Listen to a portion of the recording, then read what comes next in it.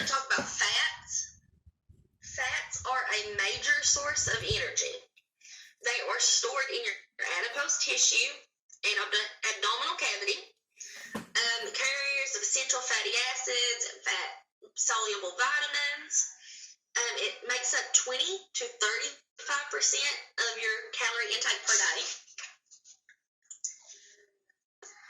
There are 3 different types of fats. You can have potentially harmful, which are your saturated fats and your trans fats, which you want to try to stay away from those. Your healthier fats are your unsaturated and your polysaturated fats. And then your heart healthy, which are your polyunsaturated, and then your omega-3 fatty acids. When you get in cardiac, you'll really talk about these omega-3 fatty acids next semester. Proteins are required for tissue growth, repair, and maintenance. For regular functions of your body, your energy production, and they take up 10 to 35% of your calorie needs per day.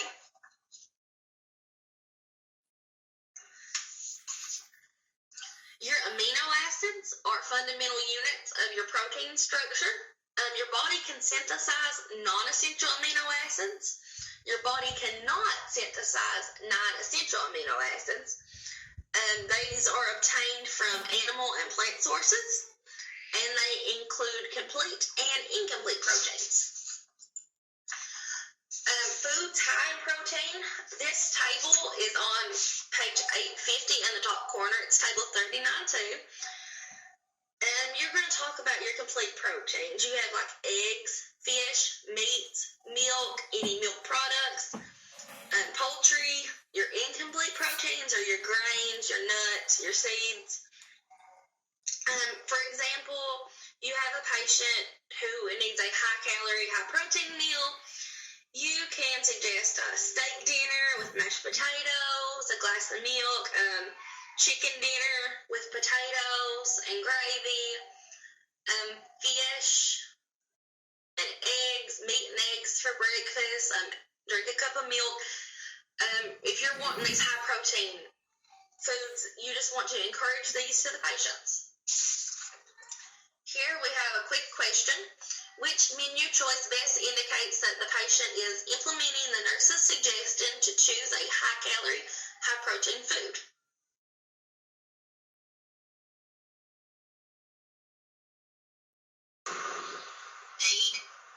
D. Yes, the answer is D. Foods that are high-calorie include fried foods and foods covered with sauces. Like I said, your high-protein foods are your meat and your dairy. And then these other choices here are lower in calories and proteins compared to D.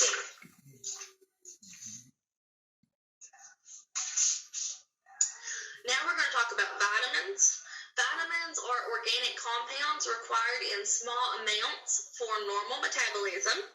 They function primarily in enzyme reactions. They are divided into 2 categories, water-soluble and fat-soluble. Your water-soluble are vitamin C and your B complex. And then your fat-soluble are your vitamins A, D, E, and K. Vitamin A is good for your vision and your eyes. It helps the body build natural defense to illness and infection. It helps strengthen your immune system. Vitamin D helps you regulate the amount of calcium and phosphate that are in your body. Vitamin E also helps with vision as well as reproduction, the health of your blood, skin, and brain. And then vitamin K, your body requires vitamin K to help with the clotting process. So this is going to help your wounds heal. If you cut your finger and it starts to bleed, and it'll eventually clot itself off, vitamin K helps with that clotting process. So now we're going to talk about your mineral salts. Your magnesium, iron, and calcium make up 4% of your total body weight.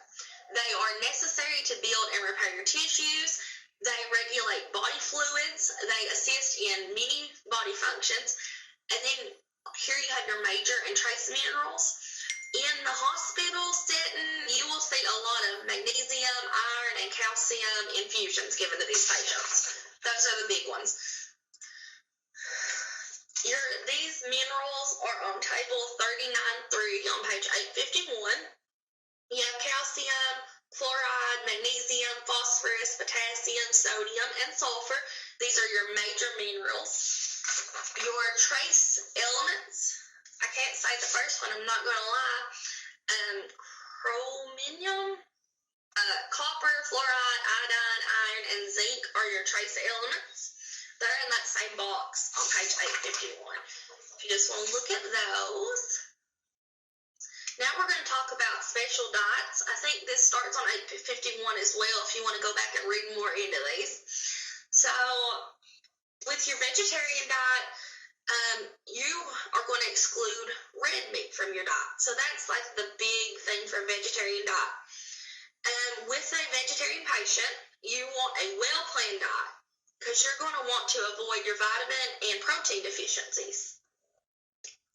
A lacto-ovo vegetarian, these vegetarians only eat plants, dairy products, and eggs. So you want to watch for your vitamin and mineral deficiency, especially a iron deficiency with these patients. Vegans only eat plants. They lack B12, which I can't even say that word, cobalamin. But you can develop megaloblastic anemia and neurologic signs of deficiency due to lacking your B12. Because the B12 cannot come from these plants. So they can have pins and needles, neuropathy, anemia, and all that can result from the lack of B12 in a vegan diet.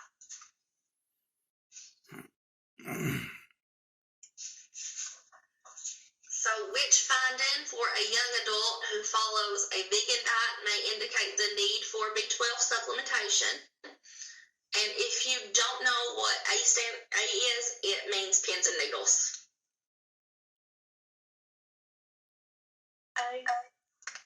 Good job. Y'all are so smart. Because like I said, you can't get B12 from your plant. So if your patient comes in and says, I feel like I have pins and needles, they feel anemic, you're going to want to consider a B12 supplement for them.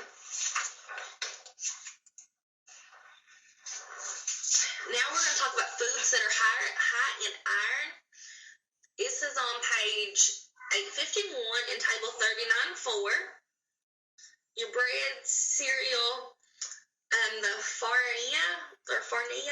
I googled that one. That is milled wheat. I never heard of that. But you can have like your oatmeals, your ready-to-eat cereals. I know like Lucky Charms is a staple here in this house. So I like to say my kids have a lot of iron. Beef liver, chicken or turkey liver, clams, oysters, pork liver, soybeans, all of these are foods that are high in iron. So culturally competent care.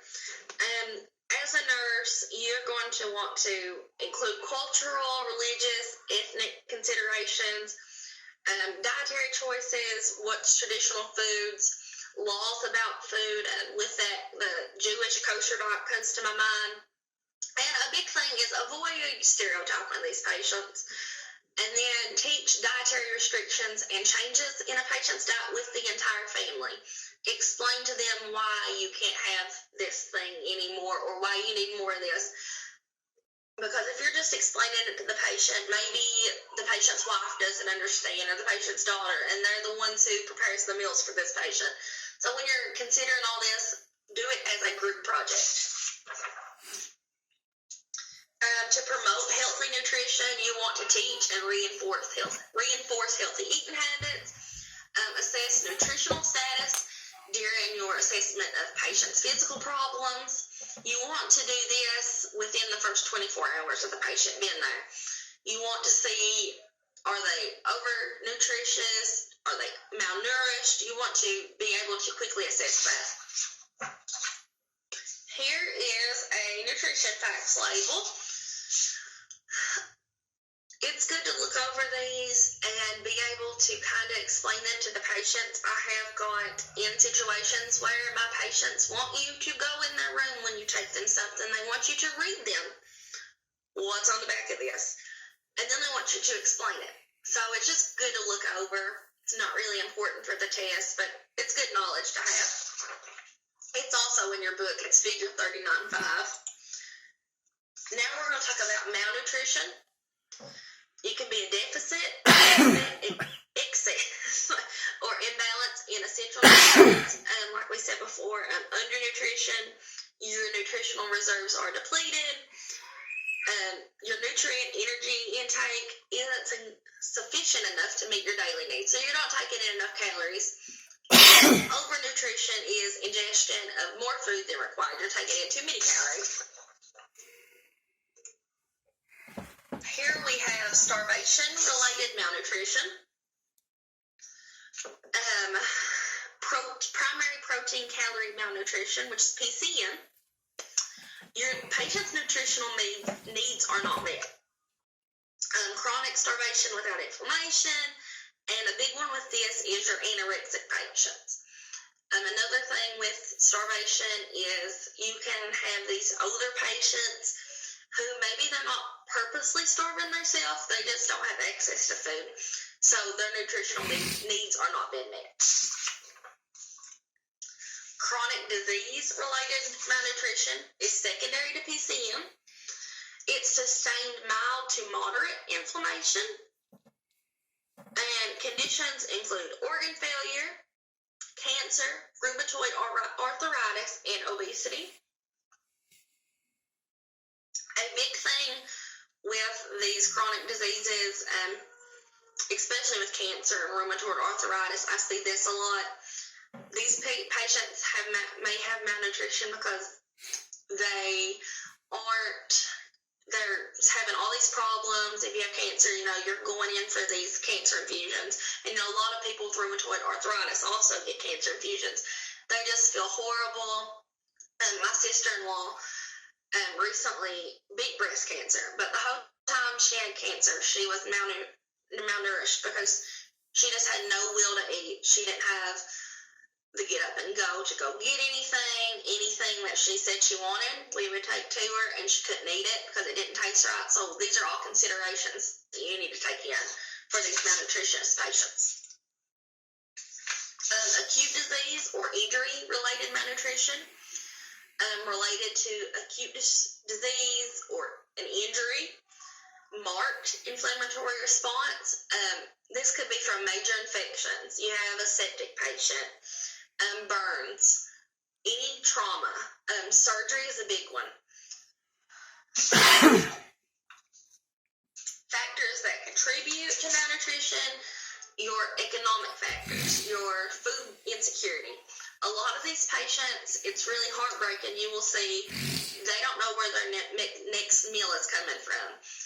You have your safety net programs that some of these people use. They rely on relatives and friends to bring them food. Government and local programs, LKD, places like that can do a community outreach. A lot of these little older patients that I worked with, they relied a lot on Meals on Wheels, and a bunch of them didn't really know where their next meal was coming from. And then heat or eat phenomenon, which this is based more on poverty-stricken patients. It's basically what it says, heat or eat. They have a harder time coming up with food in the winter than they do in the summer. It's a lot easier to go out into the garden or something like that for these older patients versus in the winter when all of your harvest is gone. More contributing factors, physical illnesses, surgery, injury, going to be hospitalized, undernutrition, GI disease is a big thing here. Symptoms interfere with normal food consumption and your metabolism. And these patients may restrict eating out of the fear that hey, I'm going to have diarrhea from this, I'm going to vomit, so I'd rather not eat. Malabsorption syndrome is impaired absorption of nutrients from the GI tract. This can result from your decrease in your enzymes, decreases in bowel surface area, drug side effects. Your fever increases your basal metabolic rate, BMR.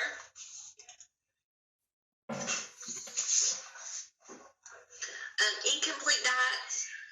Vitamin deficiencies are rare in most developed countries. These vitamin deficiencies are usually found in patients with alcohol abuse disorder, drug use disorder, chronic illnesses, and then poor dietary practices does include these vitamin deficiencies. Drug-nutrient interactions, incompatibilities, you have altered drug effectiveness, your impaired nutritional status, herbs, dietary supplements, all these add to these interactions.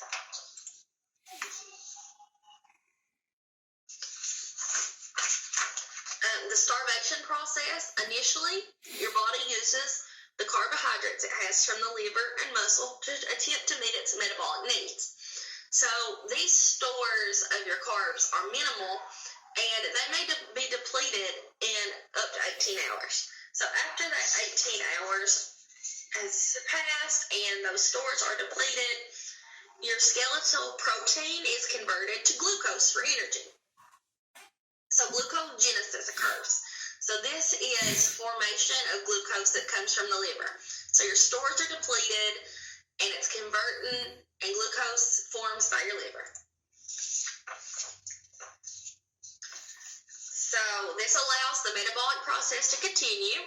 You have a negative nitrogen balance, and within 5 to 9 days, your fat is mobilized to supply the energy. So now your stores for energy is going to come from your fat during the starvation progress.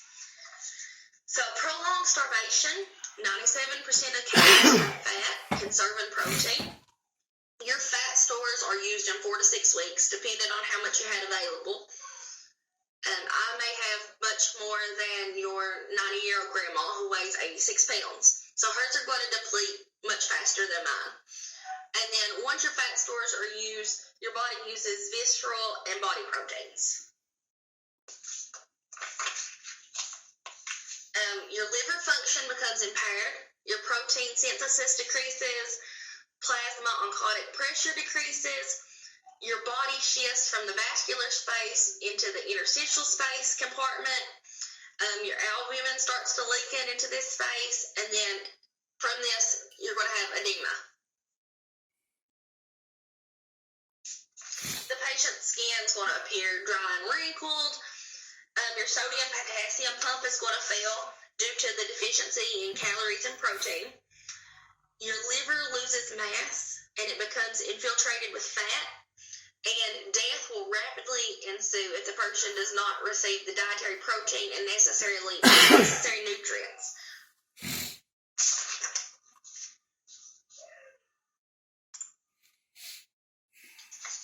The impact of inflammation.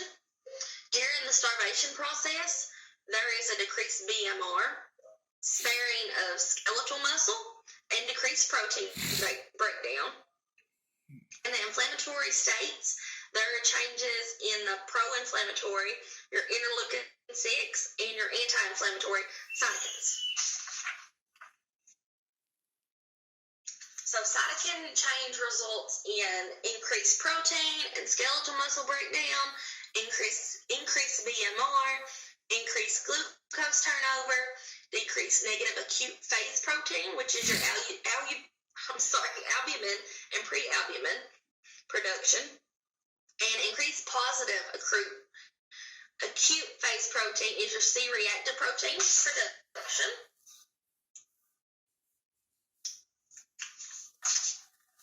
So you have mild to emaciation to death, and that is abnormally thin or weak patients. So you're going to have skin, nails, hair issues, mouth and tongue, muscles and CNS, patients are going to have weakness and fatigue.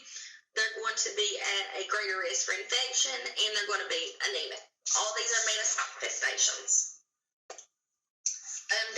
Diagnostic studies, you're going to want to get a very good H&P. So the doctor will also do an H&P, but as a nurse, you're right there with these patients. Talk to them one-on-one, and they're more likely to open up to you. Ask them about their food history for the past week. Have them stand up, do their height, have them be weighed, get their vital signs. And as a nurse, do your physical examination and assess based on what you know. Laboratory studies, your serum albumin, your pre-albumin, your C-reactive protein. You're going to have your electrolyte levels drawn, and then you're going to have a CBC, which is your red blood cell, your hemoglobin, and your lymphocyte count.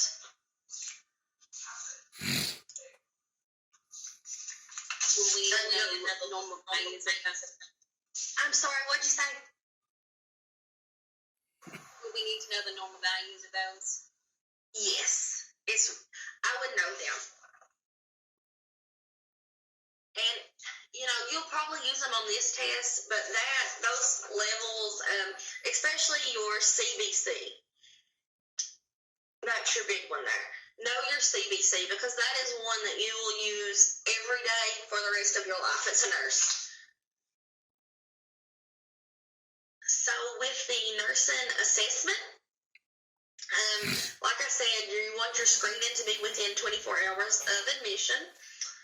Below are tools you can use. Depending on where you work at, they will have different assessment tools built in. I know in Meditech at Hazard, when you do your initial patient assessment, when you're meeting that patient for the first time, it pops up and it asks you to do a screening assessment. And it does their BMI, height, weight, and it asks you to ask them all about the eating preferences and recall their last meal. Each place you work at will have a different policy, but they're all basically the same. They're just trying to get that, hey, am I getting too many nutrients? Not enough? Am I good? Part of the malnutrition nursing assessment, changes in weight, your diet history, your height, your BMI, your body mass index, your physical examination, and then your anthropometric measurements. So these measurements, we're going to talk more about them on the next slide, but that's a series of measurements that measures your muscle, your bone, your adipose tissues, and it basically assesses the composition of the body.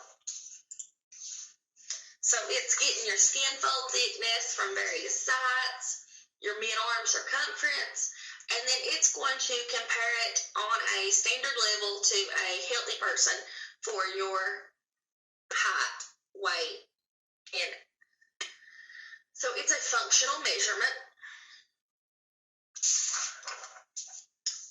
Malnutrition nursing diagnoses that you will see impaired nutritional status, impaired nutritional intake, fluid imbalance, and risks for impaired tissue integrity. Malnutrition planning, so you want to plan and say, hey, my goal is that the patient with malnutrition will achieve appropriate weight, consume a specific number of calories per day on a individualized diet. So everyone's diet is going to be different. And another goal is have no adverse consequences related to malnutrition or your nutritional therapies that you're providing.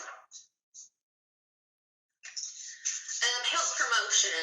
You're going to want to teach about My Plate, dietary guidelines for Americans, like I said before, your nutritional fact food labels, and then acute care and ambulatory care. Table 3910 in the textbook, if you want to look at that for the acute care section, they have some examples of high-calorie, high-protein foods.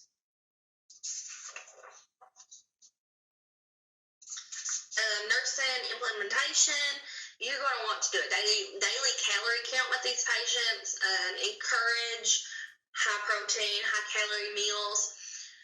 If they don't want to have 3 meals a day, encourage multiple smaller feedings.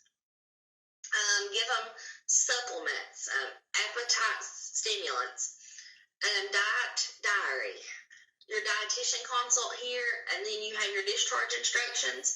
A good example I think of is a patient isn't eating well. You've took the tray in there. They want to eat it for lunch. You take the tray back in there for dinner. They're just not having it. Maybe they want a home cooked meal. Have that family bring that food to them. Maybe they're craving Wendy's chicken nuggets. Talk to the family and have them bring that food in for these patients, because they're more prone to have that favorite food versus what they're serving at the hospital. I know I'm that way. So here is another question. A 60-year-old man who is in the hospital with a wound infection of his abdomen. He's been eating very little and says nothing on the menu sounds good. Which action by the nurse would be most effective in improving the patient's oral intake?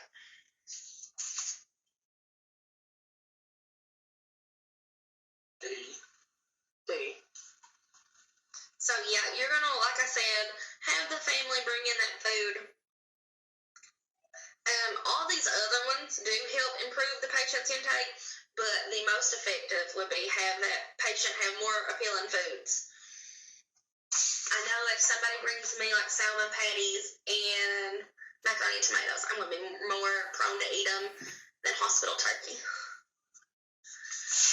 Your evaluation. So now we're going to evaluate these goals we set. You want your patient to achieve and maintain that optimal body weight, consume a well-balanced diet, experience no adverse outcomes related to malnutrition, and then maintain optimal physical function.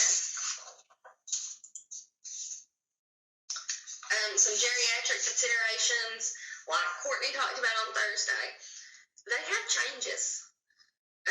Their oral cavity may change, their digestion and motility may slow. Your endocrine system may change, your skeletal system change, your vision and hearing. Like a good example is like your daily vitamin D requirements are higher for your older population versus me or you. And then in table 39.6 in the textbook, it talks more about requirements for the older population. Now we're going to talk about enteral nutrition, also known as a tube feeding. It's administration of nutritionally balanced liquefied food or formula through a tube inserted into the stomach. I'm going to try these words. The duodenum and the jejunum. I'm horrible with these words. We're going to talk about a G-tube and a J-tube in a second, and they'll make more sense to you then.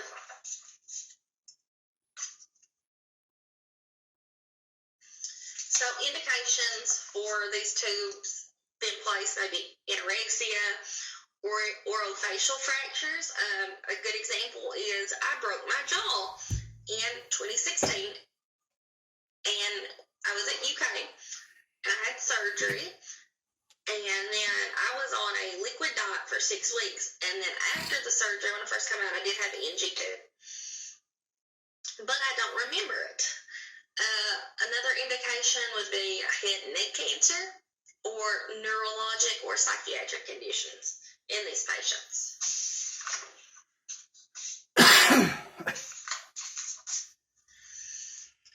Indications for nutrition.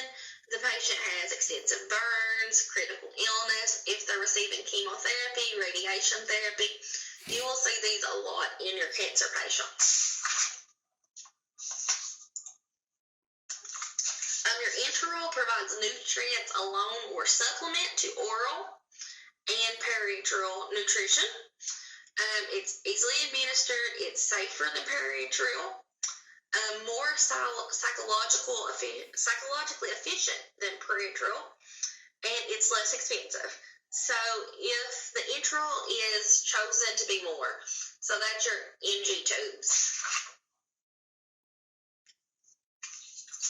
There's a variety of formula, special formulas for patients with diabetes, liver, kidney, and lung disease. They have different concentrations, different osmolarities, which is basically just the concentration again. They have amount of protein, sodium, and fat. They all vary for different patients. I know the pharmacy is the one who does your dosing of these.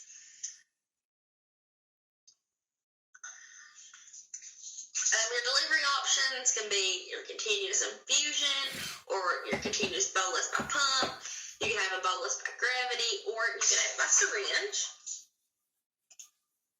Here are your common enteral feeding locations, which you all are most familiar with, your NG tube.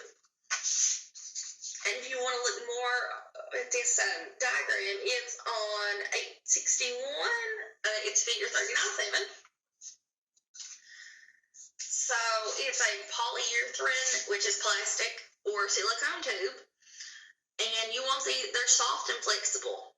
And they're radiopaque, which basically means the substance is opaque and can't be seen on X-ray or under radiation. The placement is in the small intestine. You may use a stylet for these to be placed, but decreased likelihood of regurgitation and aspiration when you place them in the intestine. So with your NG tubes, they can clog easy, they can become dislodged from vomiting or coughing, and they can end up knotted or kinked down in the GI tract, which can cause an occlusion.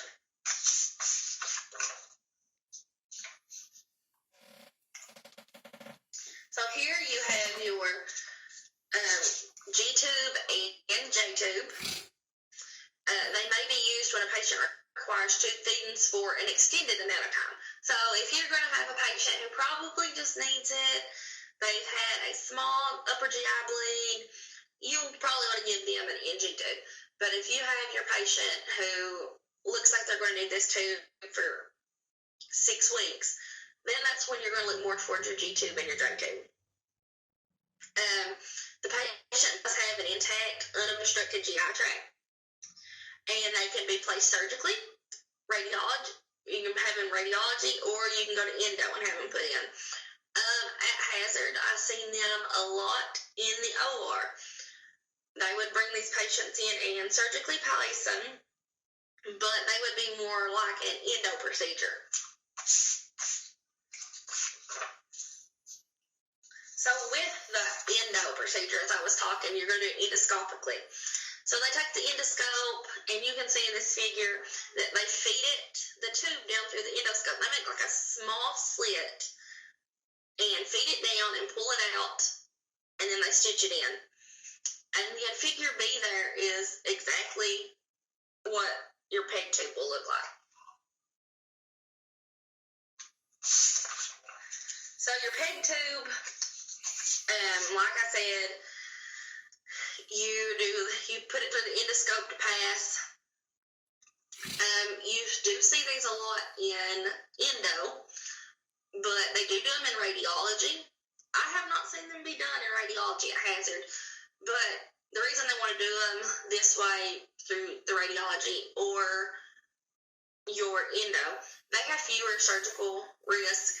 It's a lower cost, and you're not going to have as much sedation. You'll be under max sedation, which is just moderate versus full sedation where you're intubated.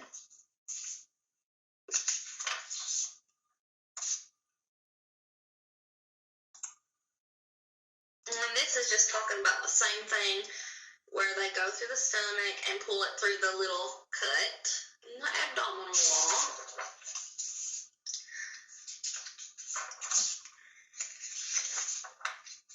So, feedings can be started when your bowel sounds are present, usually 24 hours after placement.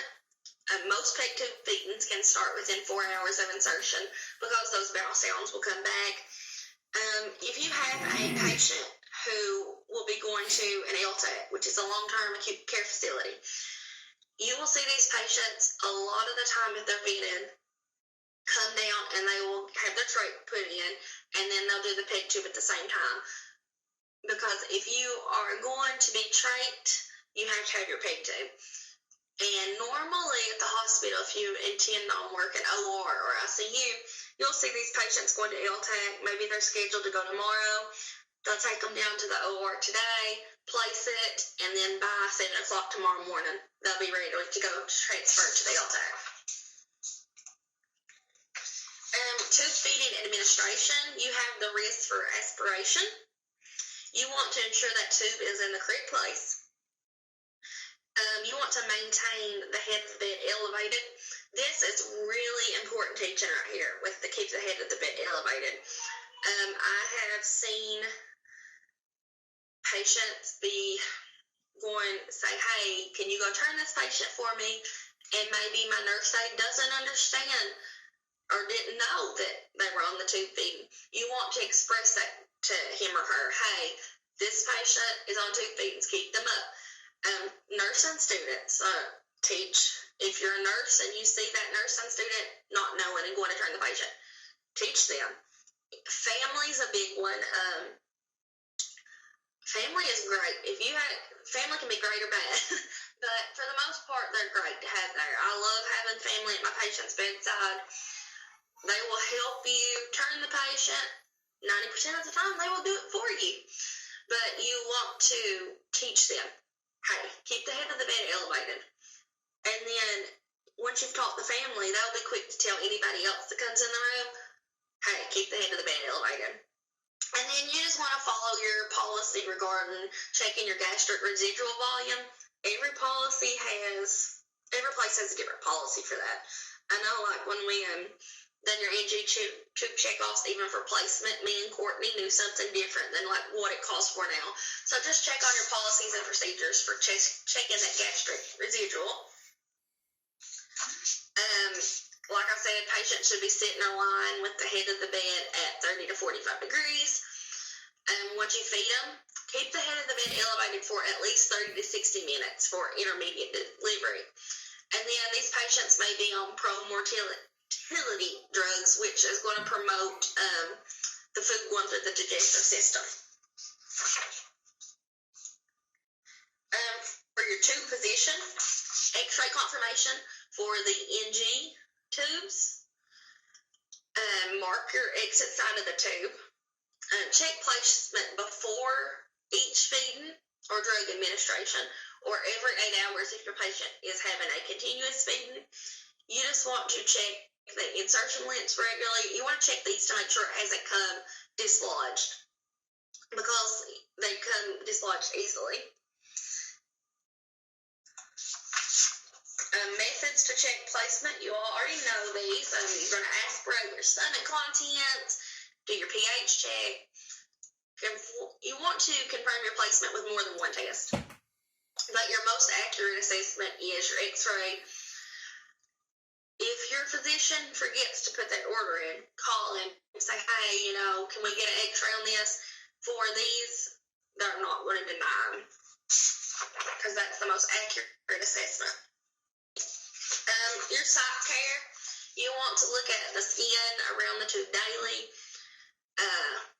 monitor for bump retention on the tube, apply dressing until the site is healed. After it's healed, wash it with soap and water, and then you can put a protective ointment or skin barrier around it. When you're assessing the skin, I always made sure there was nothing like leaking from the site, or there was no residual around the site. Redness is a big one. You just want to monitor the site care daily, because you don't want any infection to set up on a patient. The tube patency. You're going to want to flush your feeding tube with 30 ml of warm water if you have a continuous tube feeding. Flush with water before and after each bolus feeding, or anytime you give drugs through the tube. And then if you have a continuous feeding, make sure your occlusion alarm's out. Misconnection. if there's an accident and there's a connection between like your internal feeding system and your non-internal feeding system, your IV line, your HG catheter, your trach tube cuff, any of these, like if you misconnect them, can result in patient injury or death. So you just want to make sure there's no misconnections.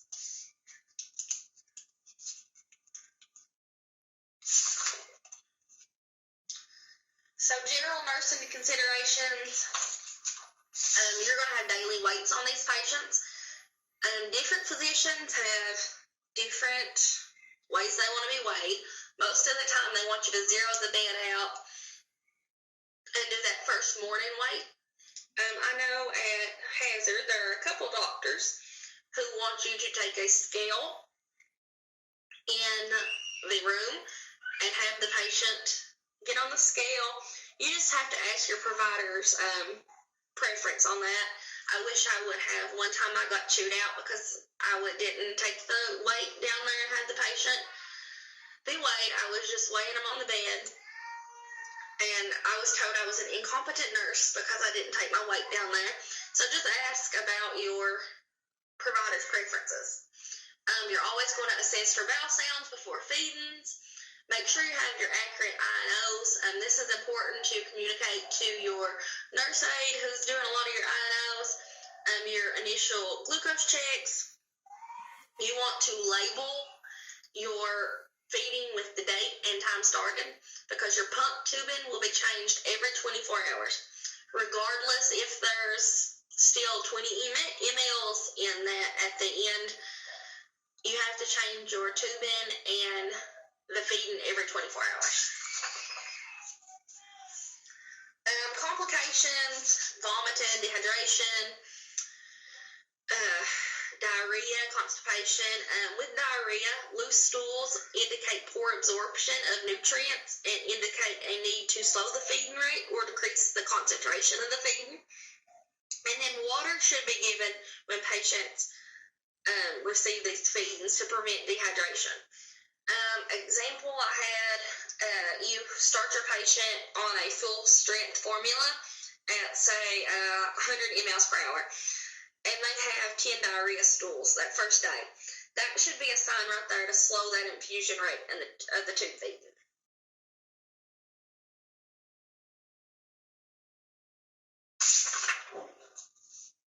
Potential problems, skin irritation. You want to do your skin assessment and care daily. Pulling out of the tube. That's a big one you do see a lot. You want to teach the patient and family about the feeding administration, tube care, and complications. Teach them to attempt to not pull out that tube. If you have a patient with like dementia, it is a little bit harder, but cover it. Try to get their mind off of that the best you can.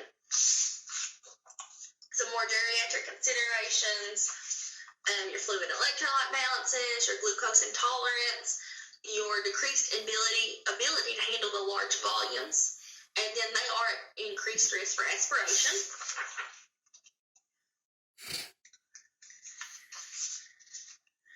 Your parenteral nutrition, which is PN, administration of nutrients directly into the bloodstream. Your goal is to meet your nutritional needs and allow growth of new body tissue. And these are customized to meet each patient's needs. Like I said, pharmacy will do all of this for you after the doctor orders it. But a good indicator that your PN is working and they're adequate is that if you have a patient who has a surgical site, if that surgical site is healing normally at a good rate, you can say, hey, they are getting an adequate amount of nutrition from their PN.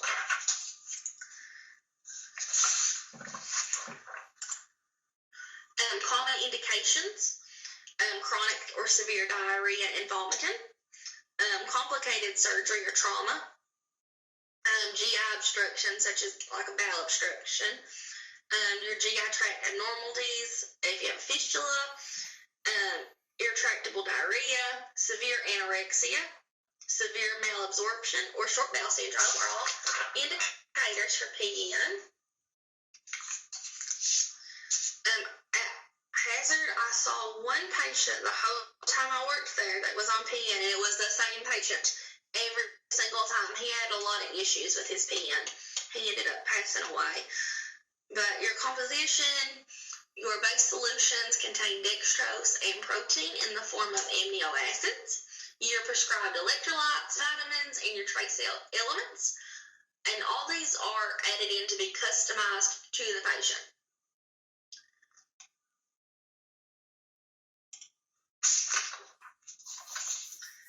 Your calories are supplied by carbohydrates in the form of dextrose and by fat in the form of fat emulsin. I'm sorry. You're going to get 100 to 150 grams of dextrose daily, and 1 gram provides approximately 3.4 calories, and then your oral carbs provide 4 calories. So that's just kind of a comparison. And then it has a protein sparing effect. Your calories are supplied by up to 30% of total calories from fat, available in 10, 20, and 30% solutions. There is approximately 1 calorie per ml in the 10% solution. And critically ill patients may receive less. With protein, it's provided at a rate of 1 to 1.5 grams per kilograms per day. Requirements are increased in nutritionally depleted patients to ensure a positive nitrogen balance. Electrolytes are individualized. You get the requirements as they are assessed. Your trace elements and vitamins like zinc, copper, magnesium, iodine supplements, multivitamins, all these are individualized as well, and they can be added in or taken out based on the patient.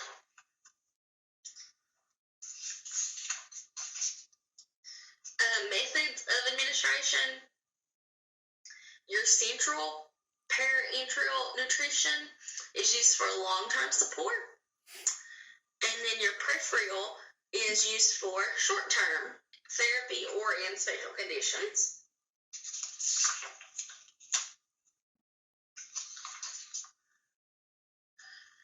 Methods of administration. It can be through a catheter whose tip lies in the superior vena cava. It can be in the subclavian or jugular vein. And it could be in PICC lines or long-term parenteral support.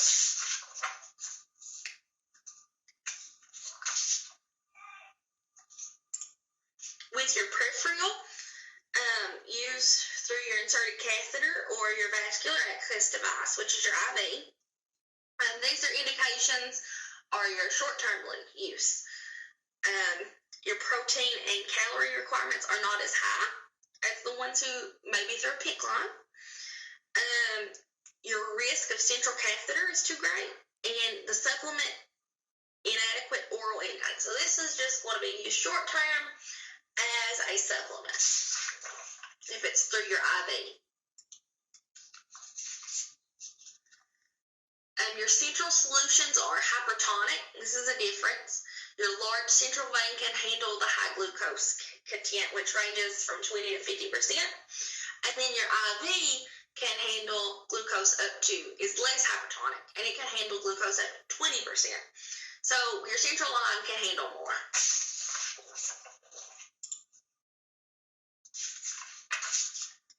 Like I said, your PN solutions are prepared by the pharmacist or the pharmacist tech under strict aseptic techniques. They must be refrigerated 30 minutes until use.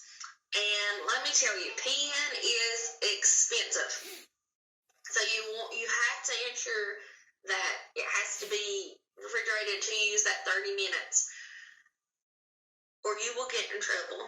Not that I know from experience, but it must be labeled with nutrient content, all the additives, the time it was mixed, and the date and time it expires. And this is an important nursing thing. You have to look at these. You have to match your content with your order and all the additives and make sure that's the correct PN you're going to give to this patient.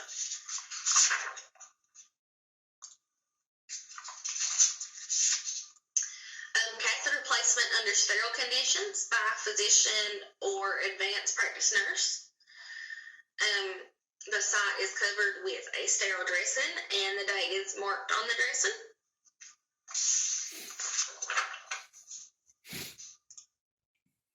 Complications of PN. The patient can develop refeeding syndrome. It's potentially fatal. Basically, it is shifts and imbalances between your fluids and electrolytes.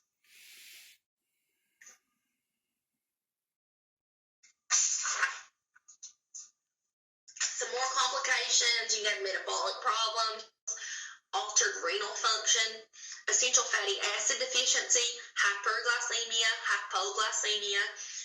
This is a big thing with PN. You have to do your glucose checks. Patient can have hyperlipidemia or develop liver dysfunction.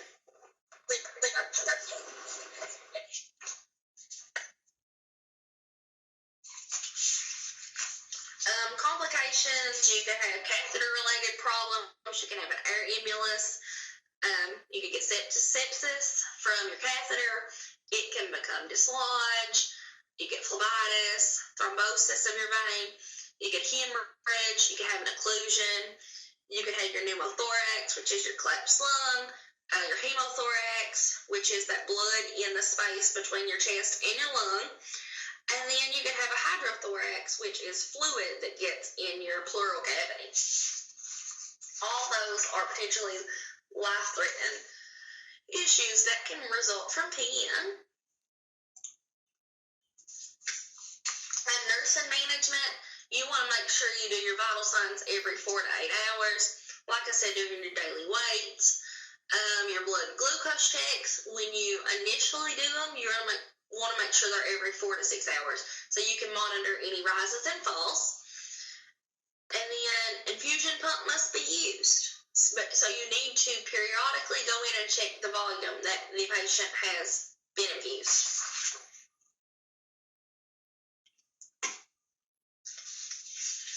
Monitor your lab values, like we talked about before. Here you're going to monitor your electrolytes, your BUN, your CBC, and your liver enzymes. Your dressing changes, you want to pay very close attention to those, to the site to make sure there's nothing going on there. And then, like we said before, the refeeding syndrome, you want to be sure to monitor for that.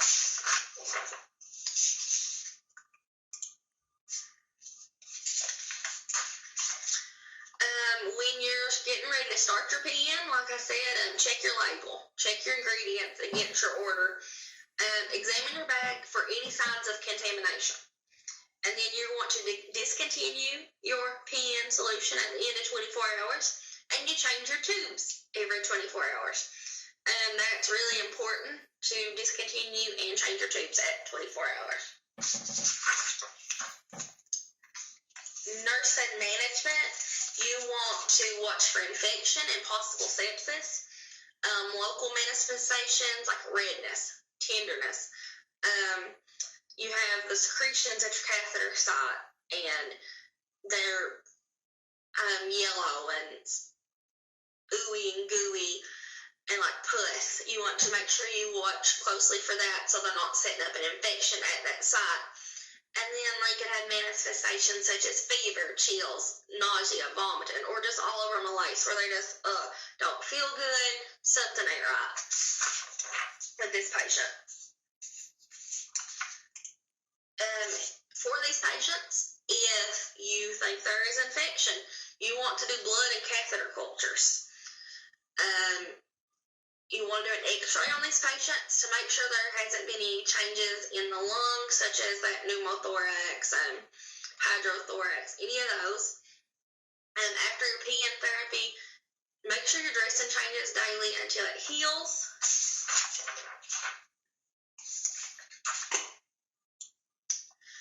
And then for home nutrition support, you want to teach the patient and caregiver about how to do it. Catheter or tube care, mixing and handling of solutions and tubing, side effects, complications, so your discharge planning is needed. you want to get your discharge planner, which is most places is your case manager, involved. So if this patient is going home with this PN feeding, your case manager will have to arrange through a outside pharmacy, such as like BioScript, Advent, facilities like that, and they get the prescription from the pharmacist. The case manager sends it over. They prepare it, and then they deliver it out to these patients' houses. So a big thing here is you want your case manager is going to get home health on board, and home health is going to go out with your PN, with your IV antibiotics. They go out for the first so many days. They make sure the patient knows how to use the catheter and do the infusion. Most of these patients are going to go home with PICC line. So you're going to have to teach about sepsis and your infection rate of your catheter. But like with the patient I was talking about that had PN, he had a really poor support system. How he got on PN, it was from an injury. He was in a car wreck, and I had him in the OR. And then I had him on the floor, and then I had him as a case manager. He just kept coming back. But he lived with his mother, and they all got in a car wreck, and the mother and father were both killed. So he became a paraplegic, and he needed the PN nutrition, and he would go home for a week and come right back. He had a brother that tried to take care of him. We would send him to the nursing home, and it's really hard to get a patient on PN in a nursing home due to the price of PN. We actually sent him to a nursing home in Tazewell, and he would go to Middlesboro, and they would fly him right back to us there at Hazard.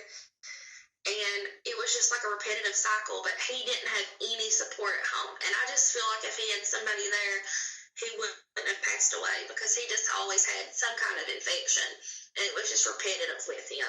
So discharge planning and teaching with this is huge, because you want to make sure both the patient and the caregiver is on board. And that's all I got for you guys. I hope it wasn't too bad. Does anybody have any questions?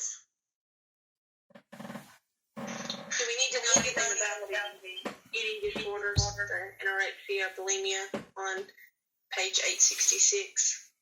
Let me look up this now. 1 second, my girl. 866. I don't think so, but I don't want to tell you wrong for sure.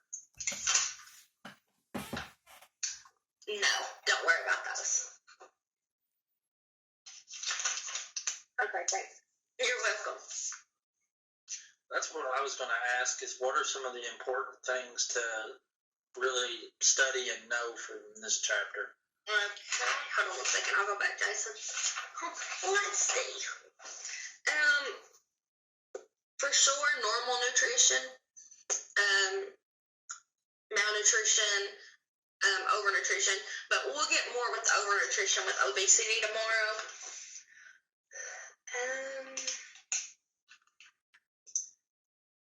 You will want to know about your foods like high in protein, high in iron,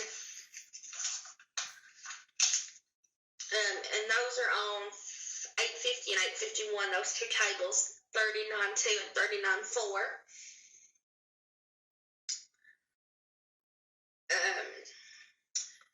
You will want to know about the vegetarian diet, and then culturally competent care about considerations.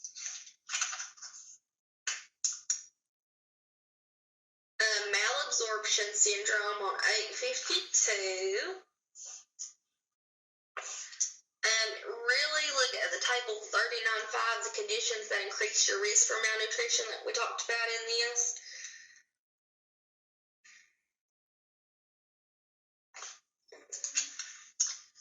Your starvation. Everything with starvation and malnutrition. My plate, which is on 39.4, that's a real big one because you'll be using that as a teaching tool. And on NCLEX, 39.8 table on page 856, it talks about your components of your nutritional assessment. It's all the things that I've covered in this PowerPoint, but it's actually all just like kind of crunched into one table.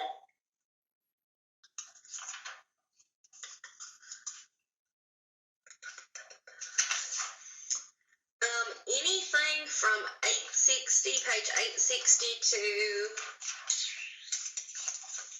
865. Those are your really big ones. That's your enteral nutrition and your paraenteral, and that's where you talk about your G tube and your J tube and your NG.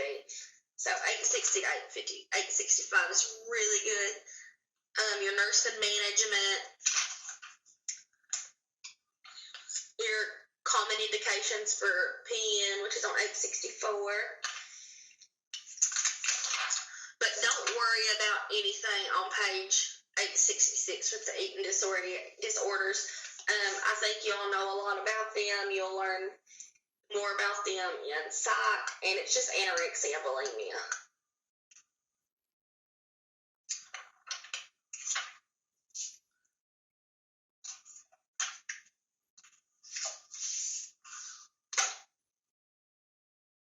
Anything else?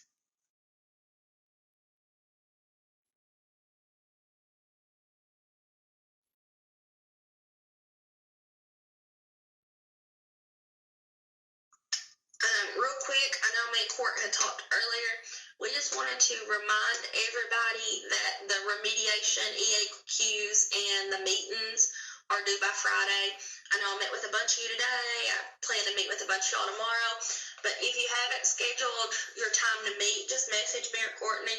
It literally takes like 5 to 10 minutes. It's nothing bad.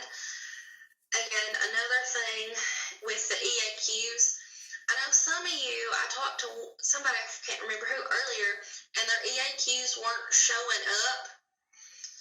And we will try to figure out why they're not showing up. I think she said it was just a white screen. So if anybody else is having that issue with the remediation EAQs, just let me know so me and Courtney can try to figure out what's going on. And by me and Courtney, I mean Courtney, because I don't know anything. Courtney knows all that.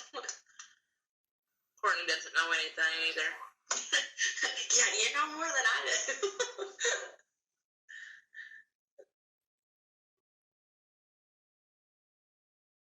Anything else?